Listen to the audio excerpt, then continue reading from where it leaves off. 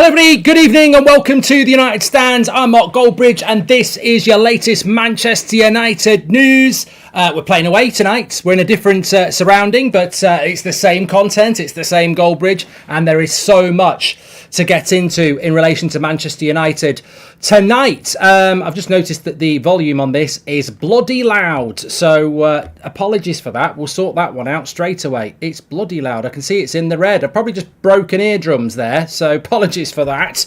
But lots to get into on the show tonight. Erik Ten Hag defiance to INEOS as he has his first meeting and pledges that he will turn things around, and he's got a major boost in relation to that with certain players back from injury. We've also got a boost around Michael Olise. His release clause has been released, and there's a big topic to be had about that. Also, Timo Werner. I think some people just don't really understand the context of Manchester United being in for Timo Werner. Aaron Wan-Bissaka's contract has been extended. That's got people a little bit frustrated. So Jim Radcliffe has been having his meeting today with the players and Ten Hag. How did that go? Also, Anana. It's now been confirmed that Anana will not be going to the AFCON until after the Spurs game. I think this is weak management, to be honest. I don't really blame Anana. I blame Ten Hag, and obviously I don't want Ten Hag to be sacked, but I think this is just weak. Whatever way you look at it, I think it's weak, and I'll explain that to you. Also, this growing confidence about Dan Ashworth and what he may be doing at Manchester United. We'll talk about that as well. Eric Ramsey, the set-piece coach. Apparently, Man United don't want him to go, but there's a job at Swansea that he might want to do. Man United reluctant to that. You've got to ask, is this really something to cling on to from Man United's side? I mean, he could go off and be the next McKenna at like at Ipswich, but I think that it's an interesting situation with Ramsey because we've got such a bad record when it comes to set pieces. Maybe it'd be a good one to let go. Alexander, welcome to the Members Club. Thank you very much. And can we wish Linda a happy birthday, says Sally. Of course we can. Happy birthday to Linda, which is absolutely fantastic. But anyway, look, let's get on with the show. Lots and lots to get into on the show tonight. And we're going to start off by talking about the situation with Michael Olise. There's so much to get into tonight. We're blessed. We're so blessed. Happy birthday to Linda. Thank you, everybody. And of course, happy birthday to Linda. I've said it 3 times now. She's had 3. But look, I want to talk off about Michael Olise. I've never known an 8 o'clock show like this. So make sure you smash a like and get involved. So basically, it was revealed tonight that Michael Olise's release clause is around 60 million quid.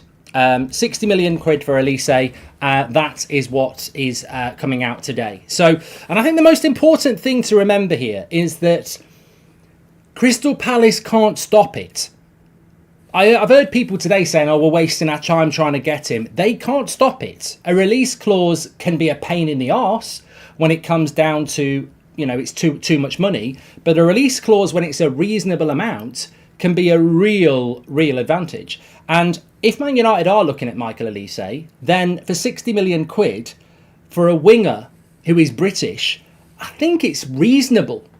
And it might be even lower. The rumour is it's around 60 million. So it could be 55. So I think that imagine his wage demands. Well, look, you don't pay them. It doesn't really matter where he's going to go. You don't pay those wage demands because he's not going to end up being at Manchester United for that long. He's not British, he's French. I actually never knew that. I put my hands up. I never knew that. So clip me up and say Goldbridge doesn't know the background of a Crystal Palace player. I don't. I thought he was British, but I presume he's actually homegrown, which is what I was actually talking about. I presume he's homegrown. I'm not a Crystal Palace fan. I don't spend my time analysing Crystal Palace players, their nationality, and whether they're homegrown. But I assume he's homegrown because otherwise £60 million might be, well, even then it still might not be that bad because he's Premier League proven, and it's probably about what you get now, isn't it? It probably, I don't know. You tell me. I think He was born here. Look, I couldn't give a shit. This is the sort of thing hipsters get really excited about. You know, we had Angry Ginge on last year, and he got mixed up with what player we were talking about when we were talking about Amrabat. He thought it was the one that used to play for Watford. He was born in London, says Jamesy. I couldn't give a shit. It's not about you, Jamesy. I'm just saying about the silly little hipsters in the chat who obsess and wank off about Football Manager and where a player was born and their nationality. I'm pretty sure he's classed as homegrown, and to me, you know, Garnacho's not British, but he never will be British. But in relation to homegrown, that's what I'm talking about. So £60 million is probably about right. And as I said, this is quite good news because I think that the Olise deal interests me on three ways. One, the price is reasonable for a Premier League young winger. Second of all, we've got a load of wingers and it shows that we're not happy with them, which I think is a very fair assessment. I mean, you look at all our wingers at the moment and for different reasons, they're not performing. Rashford's definitely not performing. Anthony's definitely not performing. Garnacho's a developmental player. Palistri's not been given the opportunity. Sancho's been a bloody nightmare. And Ahmad, we're yet to see. So the fact that we're looking at other wingers, for me, I think is a real positive. And then third of all, I don't know anything about Olise. You've got to look at the personality of the player. You've got to look at the personality of the player and whether he fits Manchester United. This is something we've got to be really good at from now on at Manchester United. But yeah, it's good. It's really good, and I'm really quite happy about that. It doesn't mean we're going to sign him, but I'm happy that he is going to be a player that Manchester United are linked to. For the reasons I've just said. Just to give clarity, there's a lot of people asking about this. If you look at his Wikipedia page, his place of birth was Hammersey, London, England. He's played for France under 18s and under 21s. He was at Reading from 2019 to 2021, and he came to Crystal Palace in 2021. He's formerly of Man City, Chelsea, Arsenal, so he's 100% homegrown. And that, therefore, whether he plays for France or not, he's a homegrown player. That makes him a little bit more valuable because you can go down as a homegrown player. No evidence to suggest Olise will be a hit at United. If the release clause is 65 million, then it's too much in my opinion. You need players that are of value too, says Akash. You know what? And I like that from Akash because on a limited budget, recruitment needs to be a lot better. But I like the link to Olise. I really do, and I can't say that that's a bad thing if I'm being honest. There's so much to get into tonight. We're probably going to be going back and forth a little bit. Lee says, "Hi Mark, do you think Anana is afraid of going to the AFCON because he and Ten Hag know that Binder is a better goalkeeper with a higher level and is going to make them look like prats?" Well, we'll go to this one next. There's so much to go through that it doesn't really matter which order we go in because it's all very interesting. So it's been confirmed by David Ornstein that Andre Anana is not going to join up for the AFCON until after the Spurs game. I think this is just incredible. Absolutely incredible. Mo Salah's played his last game for Liverpool. He won't play in the FA Cup at the weekend. He won't play in the Carabao Cup in midweek, and he won't play in the Premier League game. But we've got Anana playing on the Sunday after Salah could have played 3 games for Liverpool. It's incredible. It's absolutely incredible. You either go or you don't go. He's going to play for Man United on the Sunday and then fly out and play for Cameroon on the Monday. It's just, to me, it typifies the amateurness of Manchester United this season and the stubbornness as well. If I was looking at this as Sir David Brailsford or Sir Jim Radcliffe, I would question it and say, what the hell are you doing? And I'd say to the player, why are you doing this? And I'd also say to Ten Hag, why are you allowing this? Because you look really weak. Now, the flip side of the coin is first choice goalkeeper doesn't want to leave the team in the mud and wants to sacrifice himself and do loads of travelling to do it. But if I was Cameroon, I wouldn't be happy about this. The week before a tournament, you're not turning up until the day of the game. It's not like goalkeepers just save penalties now. They're actually part of the way you play as well. I think Ten Hag needed to come down stronger on this.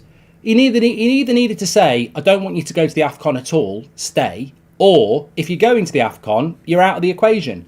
I mean, God knows what Binder thinks. I mean, I presume Binder's going to play against Wigan. I just don't get it. I just don't get it. This halfway house, which makes us just look weak. It really does. To play against Spurs and then the next day play for Cameroon, and I mean, I understand why Anana's doing it. He's scared. He's scared of losing his place. He wants to give Binder as few opportunities as he can.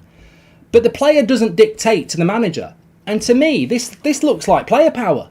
This just looks like player power, and we're trying to get rid of player power. If I'm the manager, I'm saying to the player, why do you want to play against Spurs and then play for Cameroon the next day? That's really bad for you as a player, and it's really bad for your country. So why do you want to do that? Because to me, it looks like you're scared of losing your place. Well, if you're scared of losing your place, don't go and play in the AFCON. Don't go and do it. I can't be in a halfway house, Andre. Like, you're either here or you're not. And I bought Binder, and I'm playing him, and that's what's going to happen. But as I said last night, I don't think, however you sway this, it reflects badly on the manager. Because if you've got a backup goalkeeper that you trust, you wouldn't allow this to happen. It's embarrassing. If you had a backup goalkeeper that you rated, you wouldn't allow this to happen. Binder's not played 1 minute, but Ten Hag bought Binder. You know, I think we was foolish to miss out on Verbruggen, who's at Brighton. But I just think it looks really weak. I do. I don't know what anyone else thinks, but I just think it looks. Again, it's just a bit embarrassing, I think. But look, at the end of the day, if Anana plays well against Spurs and we win, it will look good. But the flip side of the coin is it doesn't really portray a lot. I mean, Binder's played no minutes for Manchester United. We've not played him in the Carabao Cup. Will he play against Wigan? I don't think he will. I think this is going to be about he just wants to stick with Anana no matter what. Risick, welcome to the Members Club. Thank you very much for supporting the channel. And love the green plants you got back there, Mark, says Gareth Southgate. I bet you do. I bet you do. Scared of losing his place, says Alex, and he knows he's way overpaid. He's not the problem at Man United, but he's definitely one of our problems, says Alex. Look, I don't really care. You know what? I've already said, this happened to me once when I was playing in a good team and I had to miss a game, and I knew missing it was not a good idea because we had so much competition for places, and the manager can't guarantee that you keep your place, and you miss a game and you're terrified. I actually really get Anana's position.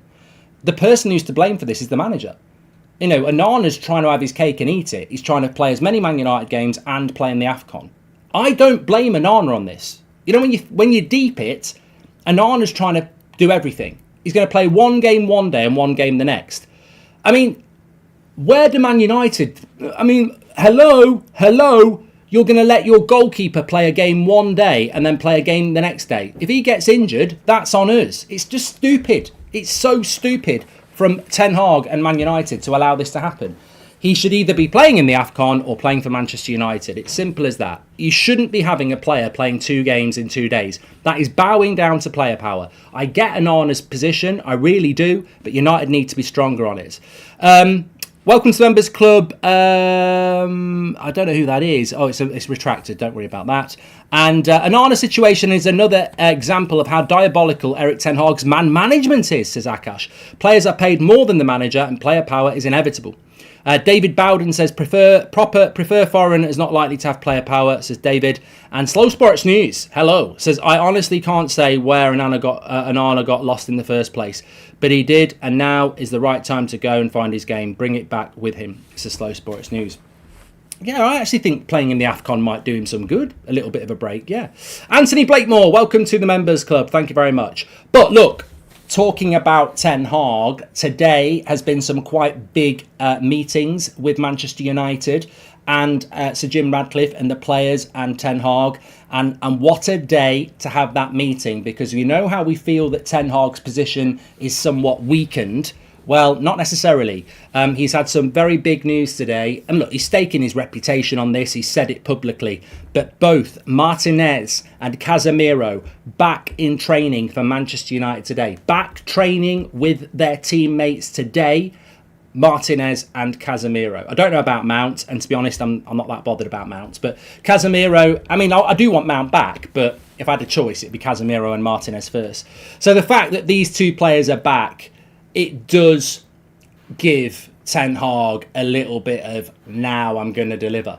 And he has to deliver. But Man United with Martinez, Casemiro, Varane, you know, it really does strengthen Ten Hag's position, hopefully. And what he needs to do now, with Sir Jim and INEOS in place and analysing, Man United have got to start winning games. He can't afford any more Bournemouths and Crystal Palaces and Nottingham Forests. So having Casemiro back, having Martinez back, this is good timing for Ten Hag. And, you know, he, as I said, he said it publicly. When I get my players back, everything's going to be okay. Well, it has to be. Do I think Martinez and Casemiro will play in the FA Cup? I don't know. I don't actually know. They're not meant to be back until the middle of January, and they've both been out for a very long time. It's not normal that you train on a Tuesday and play your first game at the weekend when you've been out for a while. It might be that they are still not going to be back for the Spurs game, but it would be nice to... I mean, I wouldn't start them against Wigan, but it'd be nice if they could have half an hour. I'd like to see him get half an hour against Wigan and then, you know, maybe in contention for the following Sunday against Spurs. Because the thing they're going to need is, I think they'll be ready for the Spurs game, but they won't have the match fitness for the Spurs game. So, look, it's great to have them back. Hi, Mark. For the past decade, we've bought shiny and overrated. What players would you build around, as we need to buy to build partnerships, says Tom. And I hope you're well. Come on, Luke Littler, says Heart of United. Look, I think that if I was in charge of Manchester United, there is a very easy blueprint to follow. We don't have an abundance of money, but we need quality and quantity. So we need to recruit a lot. We can't just spend £80 million on one player. You can't just buy Declan Rice. United need a lot of players. So I think that the best source of recruitment for Manchester United is through really good specialist recruiters. You know, hopefully someone like Paul Mitchell or Dan Ashworth or Blanc, people like this, because we've got to recruit quality, but we've also got to recruit quantity. We have some players to build around, but I think we've got a lot of deadwood to kick out, and that needs to be replaced. It's a long project. Tom Bowler says, hi Mark. Well, that was his. That was Tom Bowler. Thank you very much for that. Anana doesn't get paid that much. His wages aren't the issue, says Natasha. I don't know what that's about, actually. We need quantity and quality, says Wizard. Definitely. Definitely. And what do you think we should do with Anthony, says Peter? I don't think now is the time, in my opinion, to do anything about Anthony. I think that he's one of those players that Ten Hag has invested a lot in, and I think that we've got to stick with that. I don't see anything, you know, beyond that, to be honest with you. Biinda needs a chance, says Paul Lucas, one of our members.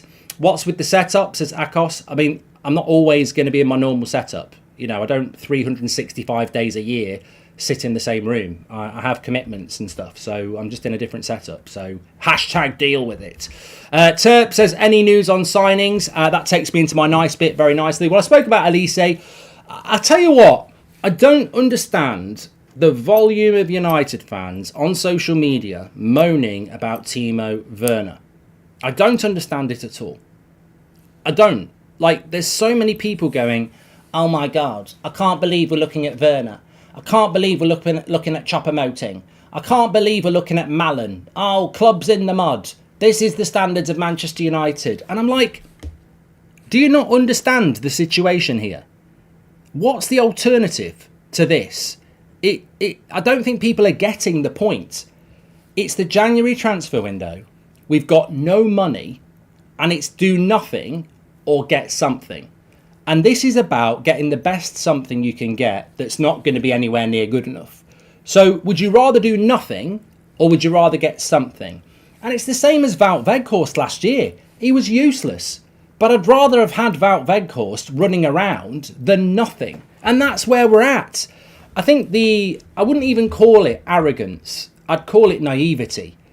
Like, we're not buying Timo Werner or Malen or Choupo-Moting. We're looking to loan them on a short-term deal.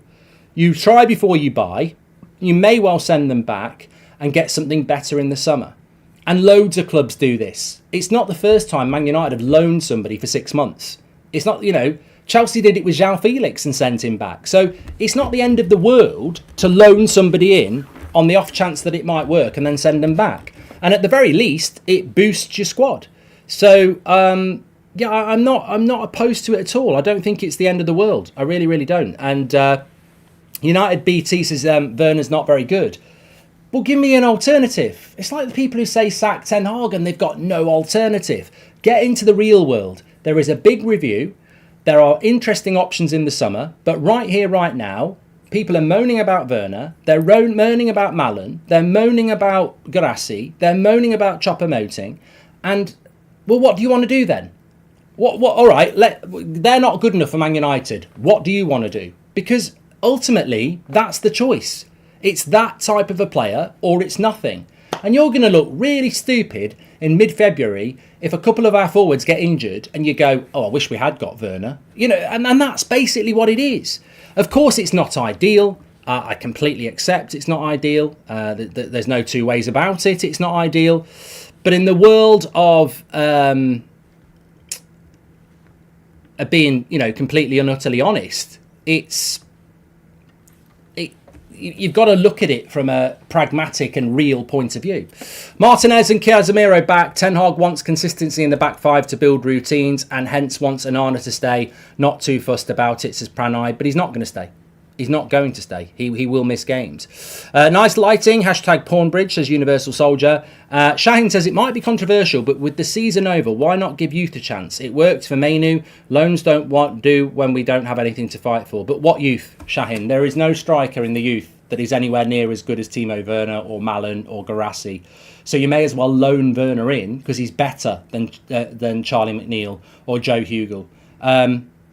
See it for what it is. We're not buying Timo Werner. We're not buying Malen.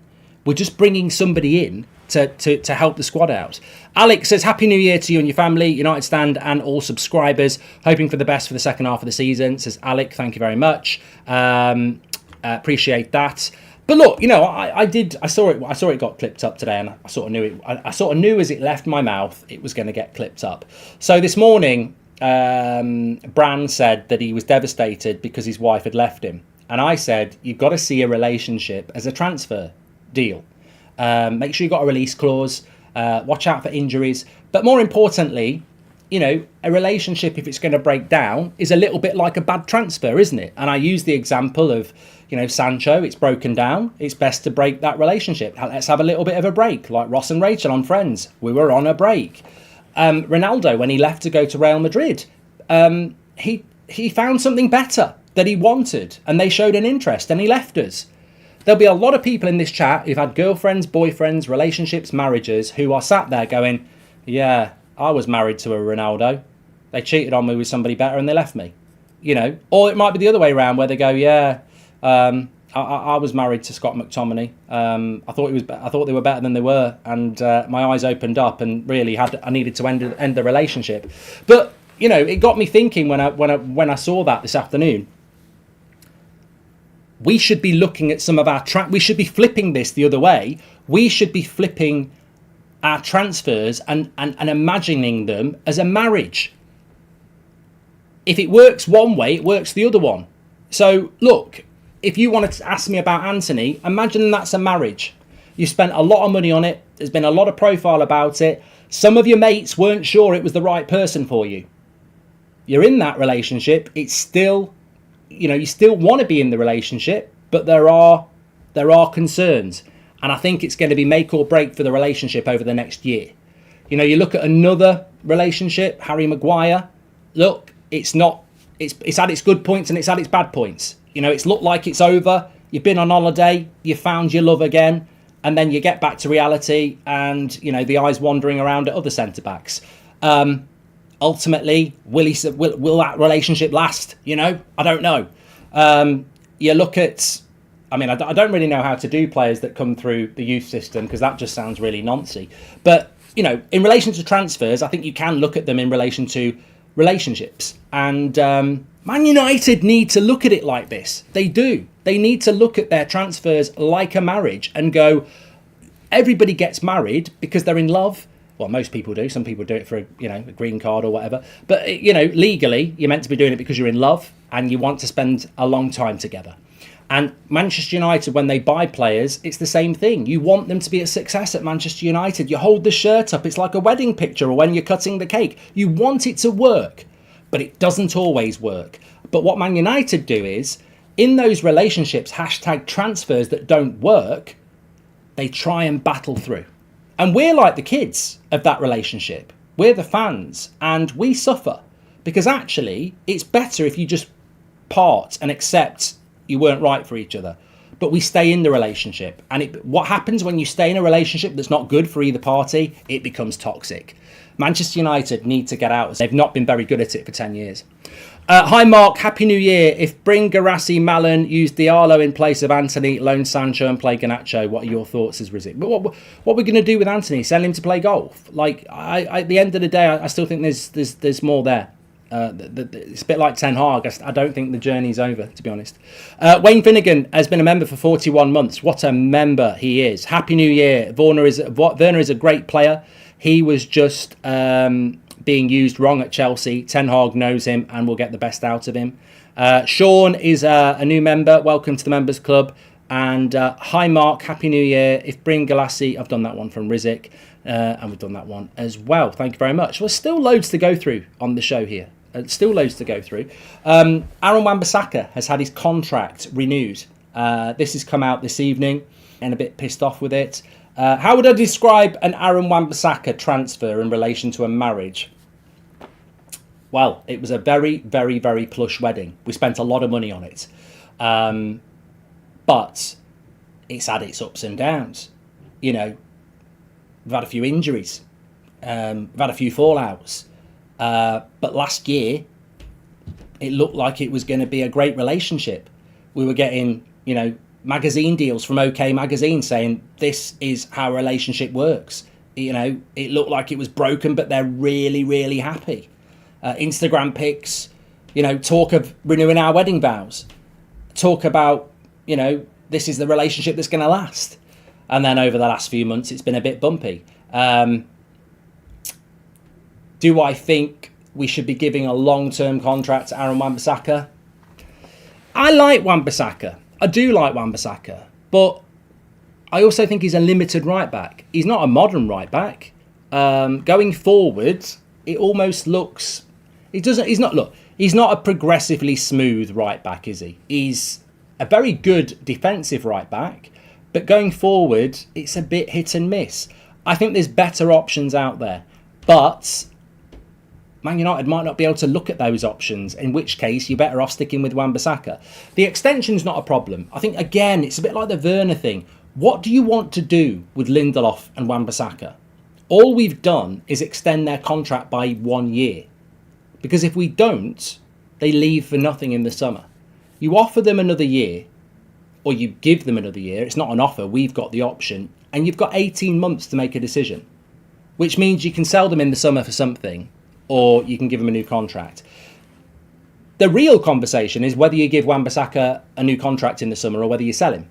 The real conversation is whether you give Lindelof a new contract in the summer or you sell him. But extending it by the year, I don't know why people moan about it. Because if you don't, they're going for nothing in the summer, and there's always a value to players like that. Would I give him a new contract, Wan-Bissaka? I don't know. I don't know. At this moment in time, I don't know, which is why I'd reassess it in the summer. Players like that are going to have to be part of the review. Sakin's gifted a membership. You're a legend, mate. Jose says, the issue with Werner is that the past loans have failed. Reguilon was a waste of time. He played a right back while he was on the bench. Scott's benched Amrabat as well, says Jose. Sal McTominay kept Garner would have been better, says Rizzic. And personally, says Leo J, I would have looked at swap or loan option to buy Vlahovic, but Werner is a good option. He's quick and he might give some service, says Leo J. There's something about Werner that's likeable, but I don't think it's definitely going to work out either. But I'd take Werner over Malin. I've said that before. Junior says Aaron Wan-Bissaka is our best fullback. No, he's not. Luke Shaw is way better. The reason Luke Shaw's better is he can play centre-back and he's a more rounded full-back defensively and going forward. Luke Shaw's our best full-back, in my opinion. Paul says, Wan-Bissaka is better at defending, but there's no way he's better than Dalot going forward. Well, I think Dalot this season's already proved that he's better going forward. He's scored a couple of goals, hasn't he? Hit the post not too long ago as well.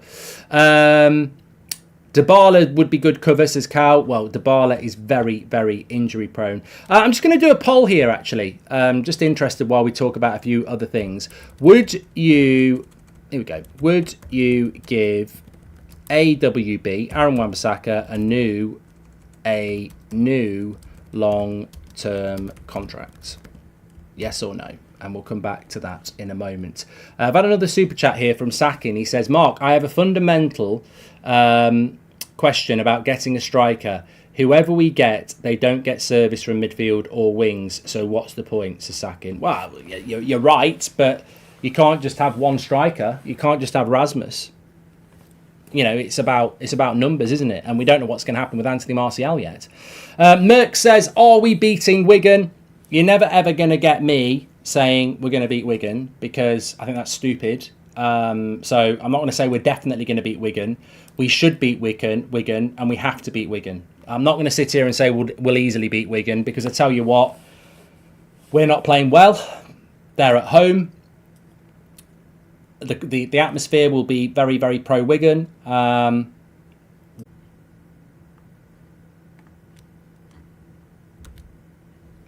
Sorry, we had a bit of a drop-off there.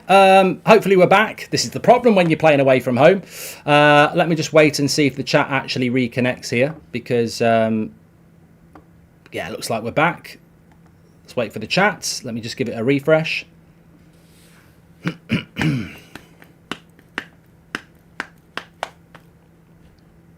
You're back. We're back. Great. Thank you very much. Yeah, we were just saying there that what were we saying there? Olise, maybe the heir to Salah's thrown at Liverpool. Look, we're Manchester United, but we're also Manchester United. And what I mean by that is we love Manchester United. We're Manchester United. We're a massive club. But to everybody else, we're Liverpool 20 years ago. We're a club that's not where it should be. And if I was Olise and I had the choice between Man United and Liverpool, I probably would choose Liverpool.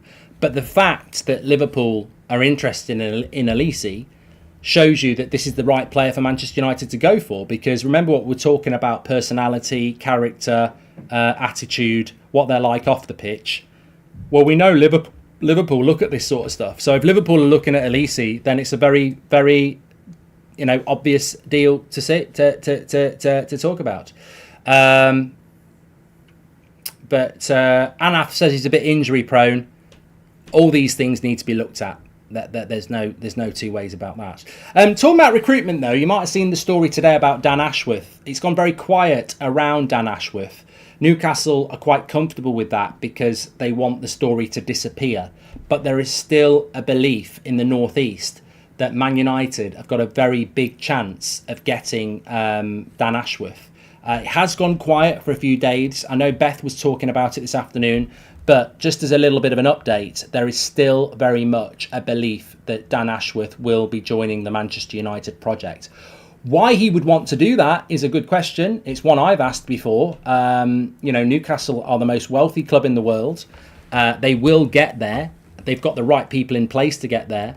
Whether it's through Eddie Howe or another manager after that, they will get there. So why would you want to leave that project if you're Dan Ashworth?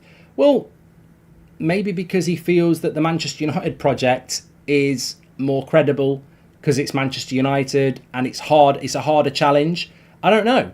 But the story keeps developing and certainly there is a feeling that Man United have got a good chance of getting hold of Dan Ashworth. And look, I read something on Twitter today about somebody who was saying they're actually quite comfortable and excited that it looks like Sir Jim Ratcliffe might be focusing on homegrown players more than foreign players. There is something... I was talking about this on the podcast the other day, Goldbridge Saves Football. And I saw Jamie Carragher's Premier League team of the season so far. And it had Declan Rice in it, it had Cole Palmer in it, and it had Jared Bowen in it. And I was just like, there's just something in British people, some British people, where they really are Brexit. And that doesn't mean they voted for Brexit, but it's just a term where they're very British, they're very British biased. They're very proud to be British, and they want British things in their teams of the season and in their club teams. It's not a minority view. There's quite a lot of people are like this. I don't know whether it's like it in the country that you live in, but I think that, there will be people out there that are impressed by the rumours that we're going to buy a load of homegrown players. Personally, I'm not, for many reasons. Value for money is far better outside the UK, South America, Asia, Europe.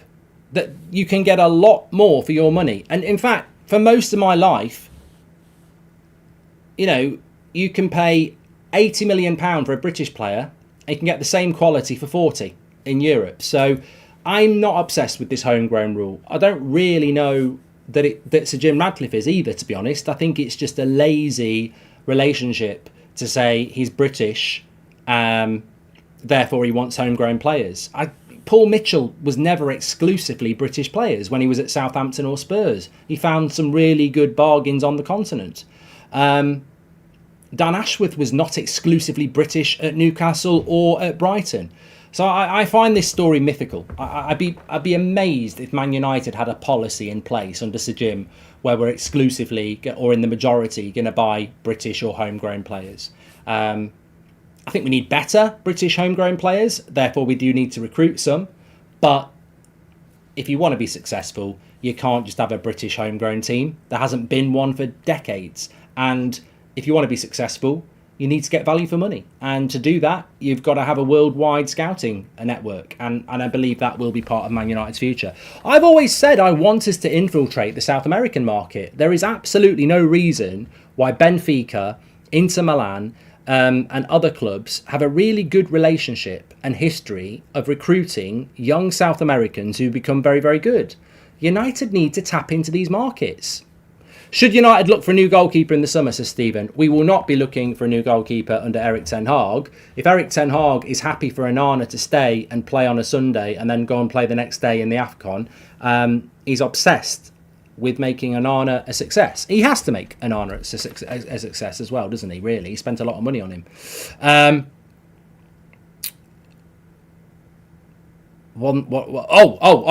did want to talk about this as well. You might have seen this story today. Eric Ramsey, who I believe was brought in as our set-piece specialist under Solskjaer and is still in a similar role, has apparently been linked with the Swansea job. Now, Swansea, for him, interesting, but apparently Man United would be very disappointed if he went. Now, I don't spend a lot of time on Man United's training ground. In fact, I don't spend any time on Manchester United's training ground. But I do spend a lot of time watching Manchester United. And I've got to say, I can't think of a period in our history over the last 3 years where, well, look, I can't think of a period in our history. Maybe somebody can. But the last 3 years, without question, have been the worst 3 years for Manchester United in relation to crosses into the box and set pieces. We hardly ever score a free kick. We hardly ever score a free kick headed in. And we hardly ever score from a corner. And we concede from set pieces and corners a lot. So if he's our set piece specialist, he's no specialist. You know, he's not. It's like me coming round your house and saying, I'll rewire your house. You better have the fire service on hotline, because I don't know what I'm bloody doing. I'm not an electrician. I'm not a specialist. And our set pieces are criminal. I mean, this is another open goal for Sir David Brailsford. Why do we concede so many chances from set pieces? Why do we never score from set pieces or free kicks? And the crazy thing is, we've got players who can score from set pieces. Varane can score from set pieces. Harry Maguire is very good in the air. Why are we conceding so many goals and why are we not scoring it? And what annoys me even more is why clubs like West Ham are so good at it. It's not just the delivery from Ward-Prowse. You're telling me Bruno Fernandes and Christian Eriksen and Anthony and other players can't put a good cross in. West Ham have got Ward-Prowse, but they've also got players who can get on the end of it, and so have we. It's not. I don't think it's about the players. I think it's about the architecture. I think we are. I think there's pub teams that have got more chance of scoring a corner than us at the moment, and it's been dreadful for years. So I don't know whether Eric Ramsey has responsibility for that or not, but it did get me thinking today. If he does, let him go to Swansea and let's give someone else a go, because it's been a long time now. It has been a long time. Swansea are in advanced talks with Luke Williams, so Ramsey's unlikely, says Konzu. So, well, look, he's probably not going to get the job then, is he? But United do need to look at the set pieces. I mean, I think that United fans in general are eyes wide open to a lot of things going on at the club. But let's be real about this. There is so many areas at United where you talk about the marginal gains that Sir David Brailsford's all about. But, you don't need to be Sir David Brailsford with marginal gains to make gains at Manchester United. We need to be... If we were just slightly better at set pieces, that's probably 3 or 4 goals a season. Maybe 5 or 6. And it may be 3 or 4 goals we don't concede. That's quite a swing to score 5 goals more a season and concede 5 goals less just because you're better at set pieces. That's a marginal gain. You don't need to be Sir David Brailsford for that. Getting your wingers to put more crosses into the box will probably lead to more chances as well, instead of shooting from stupid angles. There are so many things in the build-up that we should... But I will say this. That's not really Sir David Brailsford to sort out. This is coaching. Why have we not figured this out? I don't know. Anthony literally cannot cross. I don't think Rashford crosses enough. I don't think Garnacho crosses enough. We don't create enough. We don't create enough at all. So Jim Radcliffe was at Manchester United today, meeting with some of the players and the manager. It's funny, I was asked a question by somebody today who doesn't really, know loads about football, and they said, I've seen that Sir Jim Radcliffe is now in charge of the club. Will there be big changes at Manchester United? And I said, I think any Man United fan, when it comes to this deal with Sir Jim Radcliffe, is basically just going to have to wait and see. It's going to take it's going to take a period of time. And I suppose the only positive is that we've got very clear and bad evidence of what doesn't work. Will we see different approaches in relation to transfers, removal of players, decisions around the club? We'll have to wait and see. But I think there's always a natural concern when you hear about Sir Jim Radcliffe meeting with players and meeting with managers, because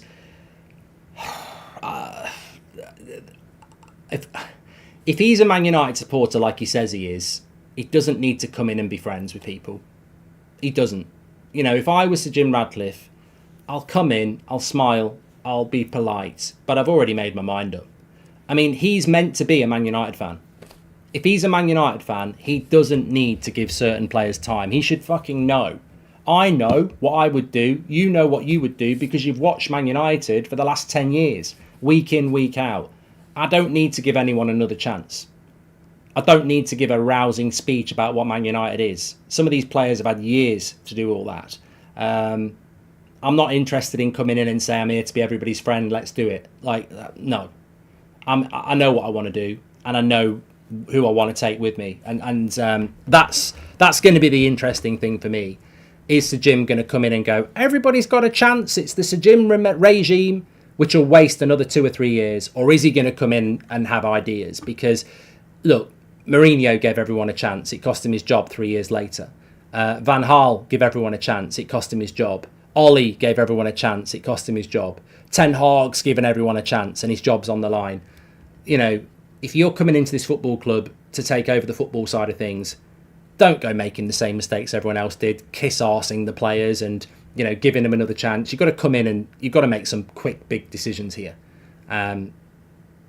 Because players will smile. The players are going to smile and bring him an apple and everything like that. If you don't know the problems at Man United, you're never going to be a success. You can't waste time giving everyone another chance. Get Scooby-Doo out of the club, says LeBerm. Thank you very much. He's got to be ruthless, as Mr. Darkside says. He's got to be ruthless. He's got to come in, be ruthless, and he's got to make decisions quickly. Because Luke Hillary, welcome to the Members Club. Thank you very much for supporting the channel. He's got to come in, and he's got to be ruthless, and he's got to get on with it. Because time is of the essence here. If he wastes 6 months, and you know, the summer transfer window is so important. If he gets that summer transfer window wrong, and this time next year we're in the same place going, he kept players he shouldn't have kept, then people will start to turn on him because he's still beholden to the Glazers. He's got to get it right, and he's got to get it right straight away. There is no room for error for INEOS. There is no room for patience with INEOS. If you owned the whole football club, there might be.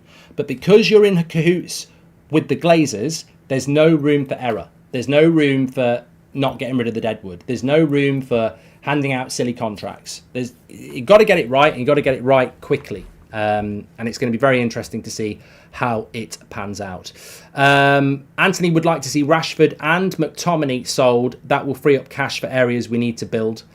Somebody said this to me the other day, and I mean, I'm not saying they're wrong, but they basically said if we sold Maguire, McTominay, and Rashford, we'd have about 150 million quid to spend.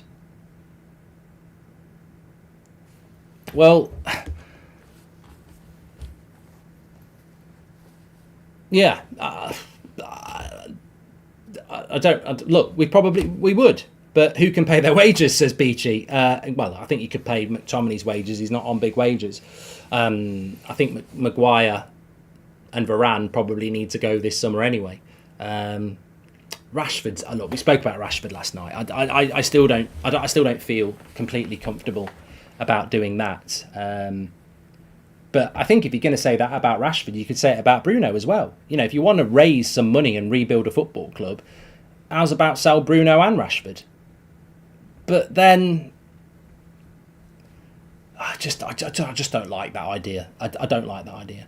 Hope says, what about Scalvini, Mark? I spoke about Edison from Atalanta this morning. Somebody asked me about that earlier, and I spoke about Scalvini yesterday morning. I don't think that they are players that. Here we go. Would you sell Bruno? Somebody just said. I'm gonna do a poll on Bruno right now. But would you give Aaron Wan-Bissaka a new long-term contract? 45% of you. So 45% have said they would give Wan-Bissaka a new long-term contract, and 55% have said Aaron Wan-Bissaka a new contract. That's interesting. That is interesting, indeed. Let me just end that poll. I can't end my poll. My poll won't end.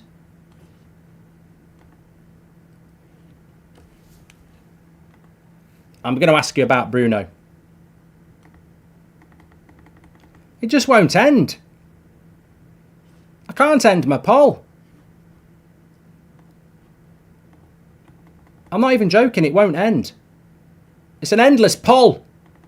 I'm clicking it and it won't end. End poll. Oh, it still won't do it. Hey, it's done it. There we go. Just a different way of doing it. So, here we go then. Would you sell Bruno? Would you sell Bruno? Yes or no? And I suppose if you're doing it to raise cash, aren't you? Yeah. We did Rashford yesterday, mate. There's no point. We did it yesterday. You don't need to do a new poll every day. Surprisingly, 79% said they would sell Rashford yesterday, didn't they? Just while that poll's going through, please do smash a like on the video. It's been a hell of a stream tonight. We've spoken about a hell of a lot, and also it's been a bit of a challenging stream, hasn't it? In the sense that I'm not in my normal surroundings, although I think it's been a good stream. I've enjoyed it. If you had to pick a front three for the rest of the season, who's in it? I pick Rashford, Højlund and Garnacho. I certainly agree with you, Avery, that I'd do that against Spurs if possible. I'd like to see that Villa front three again. But can I just say this? Don't be fooled by Aston Villa. The Aston Villa game played into our hands completely. Aston Villa play a very high line. What's the one tactic that we love to play against? Bruno loves playing the ball in behind a high line, And Rashford loves running in behind it. And so does Rasmus and so does Garnacho. So Villa, a lot of people have said, how can you beat Villa and then lose to Nottingham Forest? The best way of saying it is, how did we beat a team who play a really high line, but we can't play a team that plays a low block? Because that's what happened. Villa are better than Forest. You look at the league table. But Villa play a system that suits our system, and Forest play a system that doesn't suit our system. If Villa had sat back and played a low block at 2-0, I think they'd have won that game. But they didn't. They kept playing the way they did, and it allowed us, for the last 10 minutes before half-time and most of the second half, to just keep pinging the ball in behind. And we created chance after chance after chance, whereas Forest don't do that. Mark, the worst way to die would be to get eaten by an animal, because after a few days of digestion, you literally become Scott McTominay, says JJJ. That's one of the weirdest ones I've ever heard, but yeah, you go, girl, or boy. Bruno, would you sell Bruno? Yes, 47%, and no, 53%. So a very 50-50 split there. Would I sell Bruno? No. I wouldn't sell Bruno, because I think that there's a lot more I'd be doing before I got rid of Bruno. I think the next 18 months for him are important, this season and next season. But look, we used to have people like Paul Scholes and Roy Keane, where they'd hit 28, 29 and you'd start thinking about how long they're going to be here. But they're legends of the club who love the club and are fantastic players. Unfortunately, we've collected a few players that aren't fit to lace their boots, who sort of become unsellable. And I think in a way that's something that INEOS need to change. There's too many players at this club who've become, oh, you can't sell them. But then when you deep it, why? Why can't you sell them? What's so special about them? What have they actually achieved consistently at Man United? And that needs to change. And also what worries me is that some of these players that are inconsistent are also leaders in the dressing room, and that's never a good thing. Because if I'm Rasmus, or I'm Garnacho, or I'm Mainu, and I'm looking up to these senior players who are inconsistent, does that make me become inconsistent, or do I have to be defiant in their leadership and ignore it to be consistent? You need the right leaders in that dressing room. And the only way you're going to get the right leaders in that dressing room is by removing the wrong leaders in that dressing room. Selling Bruno and Rashford for improvement reminds me of Liverpool selling Coutinho and getting Van Dijk and Alisson, says Erik. Look, we need something ruthless. I personally wouldn't sell Bruno. I'm not sure that selling Rashford is right either. But on the other hand, I'm a hypocrite, because we do need to do something ruthless. As I said, Sir Alex Ferguson did it in '95. He got rid of 3 massive leaders, Kanchelskis, Paul Ince and Mark Hughes, and he gave the youth the chance to build a new United side and a new dressing room culture. And it worked. Are United willing to make those sacrifices? That's going to be very interesting to see. Anyway, look, it's been a great show tonight. I really enjoyed it. I hope you have as well. Thank you very much for tuning in. I'm back tomorrow morning at 10 o'clock as per usual. And we will wait and see what tomorrow has to bring. But there's a lot going on around Man United at the moment, and I'm all for it. I really, really am. And I think that the most important thing is that we're not in a summer transfer window. I think after the Christmas schedule, we feel like why aren't Man United playing? But it's only because there's no midweek games. We're back, obviously, at the weekend, but it's a Monday night game.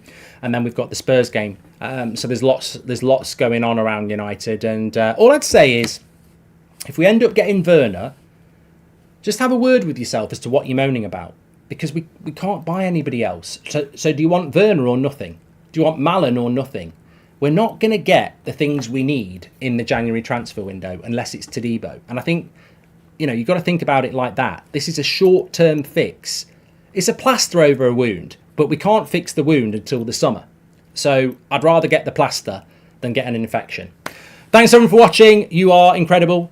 Make sure you smash a like on the video. Welcome to the new members. We've had 10 new members tonight getting their badge in. Appreciate all the super chats and everybody who is in the chat as well. And I'll speak to you a little bit later. Take care. Thanks for watching.